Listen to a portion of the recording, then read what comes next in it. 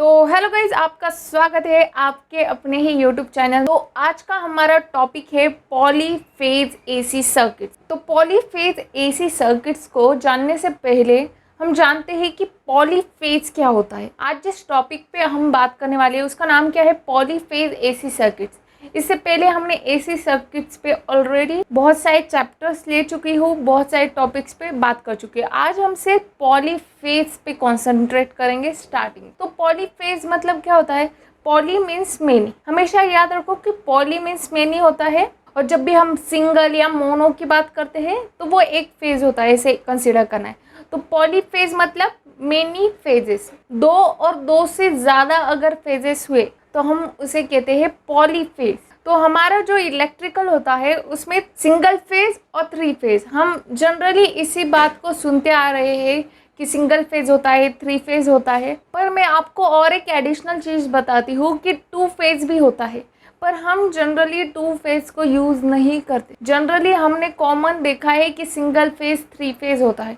तो ऐसा क्यों होता है? इसके पीछे रीज़न है कि थ्री फेज सिस्टम काफ़ी इफ़िशियंट है। हमारे घर में जो बिजली होती है वो क्या होती है? सिंगल फेज होती है। हमारे जो भी आसपास वाला सबस्टेशन होता है वहाँ पे थ्री फेज होता है। वो थ्री फेज हमारे घर तक जो भी ट्रांसमिशन होता है वो थ्री फेज का होता है, और उस थ्री फेज को डिस्ट्रीब्यूट करके हमारे घर में सिंगल फेज आता है। थ्री फेज से सिंगल फेज बनाया जा सकता है, पर सिंगल फेज से थ्री फेज नहीं बनाया जा सकता।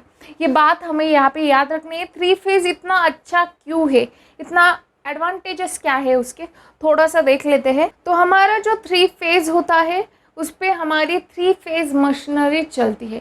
तो थ्री फेज मशीनरी जो होती है वो ज़्यादा अच्छे से चलती है। उसका आउटपुट क्या होता है? ग्रेटर होता है। किससे? सिंगल फेज से। हमारा जो नॉर्मली सिंगल फेज होता है उसे हम कंपेयर करें थ्री फेज से, तो हमारा थ्री फेज का आउटपुट बहुत अच्छा होता है, ग्रेटर होता है। अगर हम ट्रांसमिशन और डिस्ट्रीब्यूशन की बात करें तो उसमें थ्री फेज काफ़ी अच्छा होता है। सिंगल फेज से अच्छा थ्री फेज ट्रांसमिशन होता है क्योंकि उसमें लॉसेस कम होते हैं। जो हमारी सिंगल फेज मोटर्स होती है वो सेल्फ स्टार्टिंग नहीं होती, पर हमारी जो थ्री फेज मोटर होती है वो सेल्फ स्टार्टिंग होती है। इस वजह से थ्री फेज कितना अच्छा है ये आपको समझ में आ सकता है। हमारा जो थ्री फेज होता है उसका पावर फैक्टर सिंगल फेज से काफ़ी गुना अच्छा होता है। जैसे कि मैंने इससे पहले कहा कि हमारे जो थ्री फेजेस होते हैं, थ्री फेज सप्लाई से सिंगल फेज सप्लाई को बनाया जा सकता है, वैसा हो सकता है। पर हमारे जो सिंगल फेजेस है उससे थ्री फेज नहीं हो सकता। इवन हम डीसी ट्रांसमिशन की बात करें तो डीसी ट्रांसमिशन से अच्छा, अगर हम नॉर्मली देखते हैं तो हमें थ्री फेज सप्लाई ही सब जगह दिखता है ट्रांसमिशन में ज़्यादातर। तो three phase supply DC supply से भी बहुत अच्छा माना जाता है ट्रांसमिशन डिस्ट्रीब्यूशन की कंडीशन में। तो ये सब हो गए advantages of three phase system. Three phase system क्या है इसका ओरली मैंने आपको बता दिया, पर इसे डीप में जानते हैं कि थ्री फेज सिस्टम कैसे होता है। हमारा जो सिंगल फेज सिस्टम होता है उसकी वेवफॉर्म हम अगर देखते हैं तो वो कैसे आती है, देखो आपको सामने डिस्प्ले हो रही है, वो हमारी सिंगल फेज की वेवफॉर्म है। एक ही वेवफॉर्म है। देखो हमारी एक वेवफॉर्म में क्या होता है, एक पॉजिटिव हाफ साइकिल होती है और एक निगेटिव हाफ साइकिल होती है, और ऐसी कंप्लीट हमारी एक वेवफॉर्म बन जाती है। ये हमारी वेवफॉर्म है सिंगल फेज। तो यहाँ पे क्या है, थ्री फेज सिस्टम है। तो थ्री फेज सिस्टम में कैसे होगा, देखो हमने इससे पहले जाना था कि हमारे इसमें क्या होता है, तीन प्रकार की कंडीशन होती है। एक तो देखो सिंगल फेज में कैसे होता है, नॉर्मल वेवफॉर्म वैसे ही होती है। नेक्स्ट हमारा होता है लीडिंग की कंडीशन, ओके, और थर्ड हमारी होती है लैगिंग की कंडीशन। तो ये तीनों कंडीशन एक एक फेज में, इन तीनों को मिला के हमारी होती है three phase system, okay. Single phase system में एक वेवफॉर्म बनती है, थ्री फेज सिस्टम में तीन वेवफॉर्म बनती है।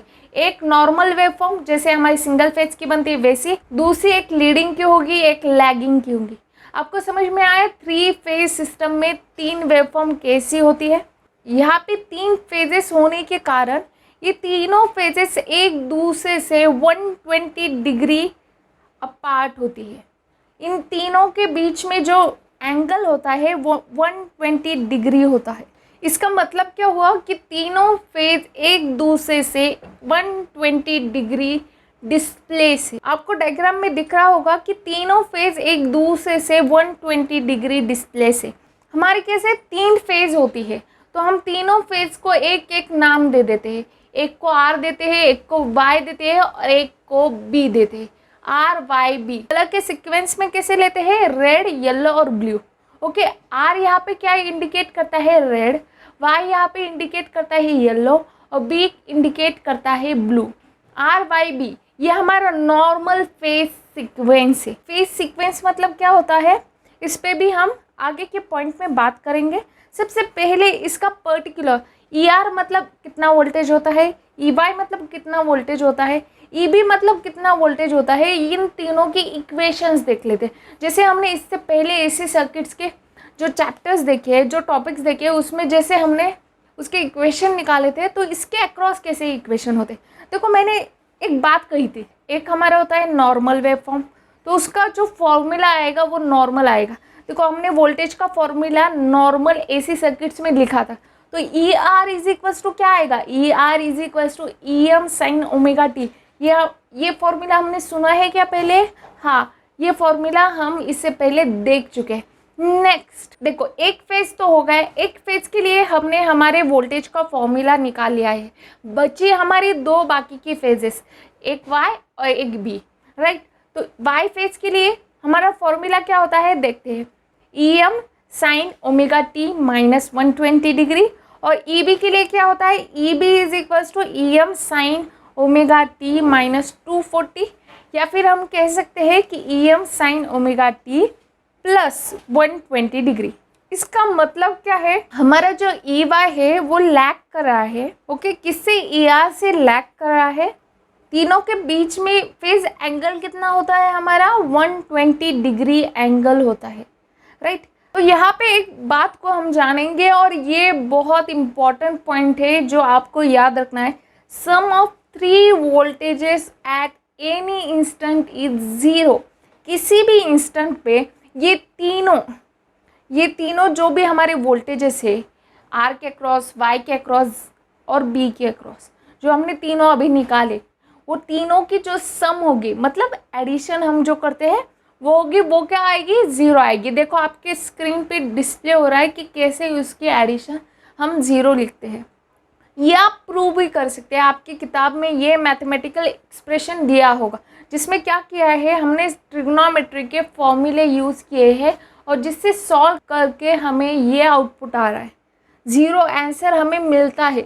तो ये आपको याद रखना है, the phasor addition of all 3 voltages at any instant in 3 phase symmetrical system is always 0। Okay, यहाँ पे मैंने जो भी बोला इसका मतलब क्या है, तीनों फेजेस के एडिशन किसी भी इंस्टेंट पे 0 ही होती है। ओके, और यहाँ पे मैंने किसकी बात की, 3 फेज सिमेट्रिकल सिस्टम की।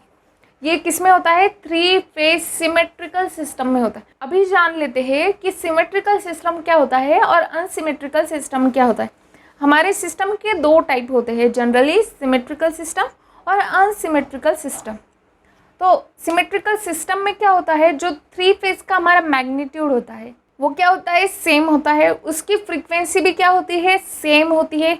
उसका फेजर डिफरेंस भी क्या होता है, जैसे कि हमारा फेजर डिफरेंस मैंने अभी क्या बोला कि आर वाई और बी ये तीनों एक दूसरे से कितने एंगल से डिस्प्लेस है, 120 डिग्री से डिस्प्लेस है। देखो अभी हमने डायग्राम देखे थे कि वो तीनों एक दूसरे से 120 डिग्री डिस्प्लेस है। तो यहाँ पे इसका मतलब क्या हुआ कि इसका फेज डिफरेंस क्या है, सेम है।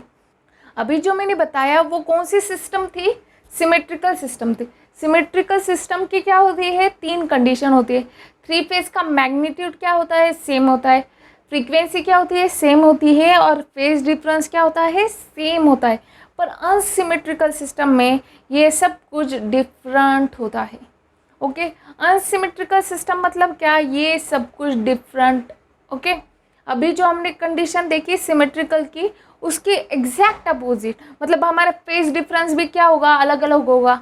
ओके, किसी के बीच में 240, ओके सपोज आर और वाई के बीच 240, बाकी 60-60, ऐसे कुछ भी कॉम्बिनेशन हो सकते हैं, पर टोटल कितनी होगी, 360 होगी।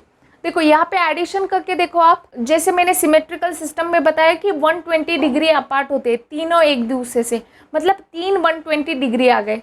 120 इंटू 3 कितना आ गया, 360 डिग्री, राइट। तो टोटल हमेशा हमारा कितना होता है, 360 डिग्री ही होता है, पर वो एंगल चेंज हो सकता है। कौन से सिस्टम में, अनसिमेट्रिकल सिस्टम। जब भी एंगल आर, वाई और बी, इन तीनों का फेज डिफरेंस और इन तीनों का जो भी एंगल होता है बीच का, उसे हम फेज डिफरेंस कहते हैं। वो अगर अलग अलग हुआ, इसका मतलब क्या हुआ कि वो सिस्टम क्या है, अनसिमेट्रिकल है। अगर ये तीनों का एंगल बीच का 120 डिग्री 120 डिग्री 120 डिग्री है, तो इसका क्या मतलब हुआ कि ये सिमेट्रिकल सिस्टम है। ओके, डिफरेंस पता चल गया। ओके, नेक्स्ट हमारा पॉइंट है फेज सीक्वेंस। फेज सीक्वेंस के बारे में बात करेंगे। मैंने देखो स्टार्टिंग से मैंने जो भी फेज सीक्वेंस बोला है, देखो मैंने क्या बोला है, आर वाई बी।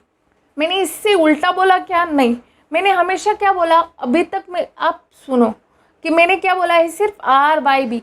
ये हमारा क्या है, जनरल हम ये फेज सीक्वेंस यूज़ करते हैं।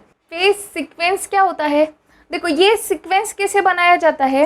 देखो जब भी हमारे जिस भी सीक्वेंस में, देखो हम अलग अलग सीक्वेंस ट्राई करेंगे। जैसे हमने आर वाई बी किया, हम कोई और सीक्वेंस बना लेंगे, बी वाई आर, ऐसे कुछ भी सीक्वेंस बना लेंगे। ओके, तो उस सीक्वेंस में हम देखेंगे कि उन सब की मैक्सिमम वैल्यू एक सीक्वेंस में आती है क्या। जैसे हमारा जो आर वाई बी, हमारा जो फेज सीक्वेंस है, इस सीक्वेंस में तीनों की मैक्सिमम वैल्यू आती है, तीनों की मैक्सिमम वैल्यू आती है इस सीक्वेंस में। इस वजह से हम इस फेज सीक्वेंस को जनरली यूज़ करते हैं। ओके, ये एक बहुत कॉमन सी बात है। आप जब भी कोई डायग्राम देखोगे 3 फेज की, सुनोगे, आपको सिर्फ आर वाई बी सुनाई देगा, ज़्यादातर कॉमनली आर वाई बी सुनने को मिलेगा। और एक बात मैं आपको बता देती हूँ, ये अगर आप इंजीनियरिंग पास आउट कर दे, कंपनी को भी जाए ना कोई इंटरव्यू देने के, तब भी आप अगर इलेक्ट्रिकल फील्ड से हो, मैकेनिकल से हो, तो ये क्वेश्चन आपको पूछा जा सकता है। इलेक्ट्रिकल, इलेक्ट्रॉनिक्स, मैकेनिकल फील्ड वालों को पूछा जा सकता है। पास आउट होने के बाद भी कईयों को नहीं आता है। जब भी हमारा ये फेज सीक्वेंस है ना, आर वाई बी का, इसे अगर हम रिवर्स कर देना और इस पे हम अगर सपोज लोड लगाए, सपोज 3 फेज है हमारा, राइट, हम 3 फेज यूज़ कर रहे हैं, तो 3 फेज पे मैंने क्या किया, मोटर कनेक्ट कर दी। तो मेरी जो भी 3 फेज मोटर होगी, अगर मैंने क्या किया, इसका फेज सीक्वेंस चेंज कर दिया, आर वाई बी था, मैंने इसे रिवर्स कर दिया, तो मेरी मोटर उल्टी चलने लगी। उसकी डायरेक्शन ऑफ रोटेशन जो होता है अंदर, वो डायरेक्शन ऑफ रोटेशन उसकी अपोजिट हो जाएगी। पहले सपोज क्लॉकवाइज थी, तो अब एंटी क्लॉकवाइज हो जाएंगी। क्यों, तो फेज सीक्वेंस रिवर्स हो चुका है। ओके, जब भी हमारा फेज सीक्वेंस रिवर्स होता है, तब आप एग्जाम्पल से याद रखिए कि मोटर की डायरेक्शन चेंज हो जाती है, अपोजिट हो जाती है। इतना ही है इस पॉइंट में, फेज सीक्वेंस में ज़्यादा कुछ बोलने का कुछ है नहीं। नेक्स्ट पॉइंट देखते हैं, बैलेंस्ड लोड और अनबैलेंस्ड लोड। ये काफ़ी इंपॉर्टेंट पॉइंट है, बैलेंस्ड लोड और अनबैलेंस्ड लोड। आपको एक एग्जाम्पल से मैं बताती हूँ। घर में क्या आ रहा है, सिंगल फेज आ रहा है, उस एग्जाम्पल से ही ले लेते हैं हम कि आपका जो भी लोड है वो बैलेंस कैसे है और अनबैलेंस कैसे है। इसके मैं 2 एग्जाम्पल में बताती हूँ। बैलेंस लोड मतलब क्या, आपका 24 घंटे सिर्फ फैन ऑन है, आपने घर में ना कोई लाइट ऑन की है ना कुछ किया है, जो भी है वो 24 घंटे ऑन है। ये लोड कौन सा हो गया, बैलेंस लोड हो गया। देखो नेक्स्ट अनबैलेंस लोड का एग्जांपल देती हूँ। आप क्या करते हो, अभी आपको गर्म हो रहा है, आपने फ़ैन लगा दिया। अगर आपको लग रहा है कि अंधेरा हो गया है बाहर, आपको लाइट्स ऑन करनी चाहिए, आप लाइट्स को ऑन कर देते हो। कभी भी कौन सा भी स्विच ऑन ऑफ कर देते हो, कभी इस रूम की लाइट ऑन करते हो, कभी उस रूम की लाइट ऑन करते हो, कभी मिक्सर ऑन करते हो, दिन भर फ्रिज का लोड भी होता है, कभी फैन ऑन कर देते हो, कभी फैन बंद कर दे हो। ऐसे आप लोड चेंज करते रहते हो। आप दिन भर क्या करते हो, लोड चेंज करते रहते हो। इस सिस्टम को क्या बोलते हैं, इस चीज़ को क्या बोलते हैं, अनबैलेंस लोड। हमारा जो भी घर का लोड होता है ना, वो अनबैलेंस होता है।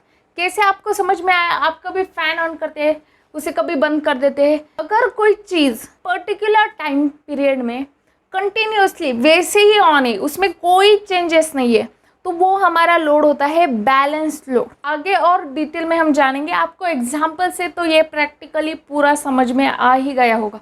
नेक्स्ट, इसमें क्या होता है, बैलेंस लोड की बात कर लेते हैं। तो मैग्नीट्यूड ऑफ इम्पीडेंस क्या होता है, इक्वल होता है। इम्पीडेंस मतलब क्या, देखो ये भी क्या करता है, करंट के फ्लो को अपोज करता है। इम्पीडेंस को मैंने ऑलरेडी डीप में इससे पहले बता चुकी हूँ, तो मैं अभी आइडिया देती हूँ जिसको पता नहीं है कि इम्पीडेंस क्या होता है।